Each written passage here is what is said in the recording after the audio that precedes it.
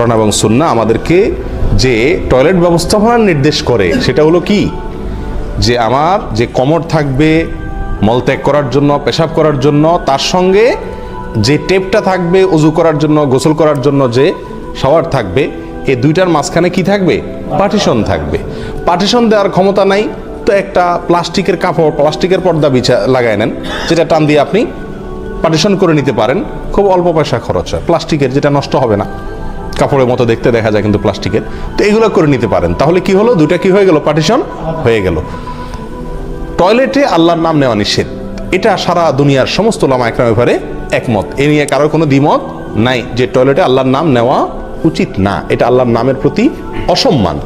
এখন কমোড আর টেপ এই দুইটার ভিতরে যদি কোনো পার্টিশন না হয় এবং যদি পাশাপাশি হয়, কাছাকাছি হয়, তাহলে সেক্ষেত্রে এই সব মিলে একটাই জায়গা হলো নাকি?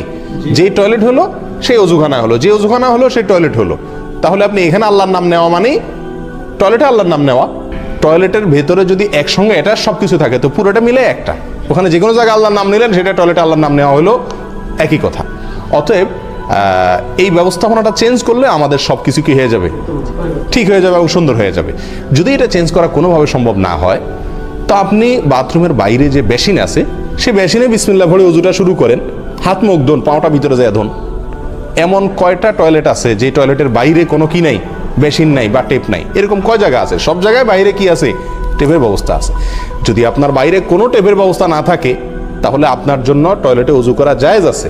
আল্লাহর নামটা মনে মনে নেন, মুখে নিয়েন না।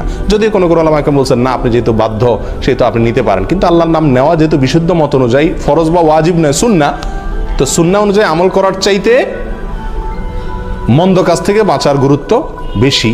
সেজন্য আপনি মনে মনে আল্লাহর নাম নেওয়া শুরু করেন যদি আপনার বাইরে কোনো ব্যবস্থাপনা না থাকে।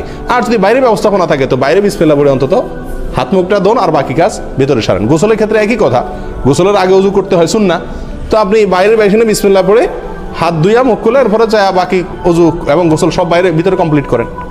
তাহলে এইভাবে আমরা মোটামুটি এই বাথরুমের ভিতরে আল্লাহর নাম নেওয়ার যে কারাহাত, যে অপছন্দনীয় কাজ, সেটা থেকে আমরা কি করতে পারি? বেঁচে থাকতে পারি।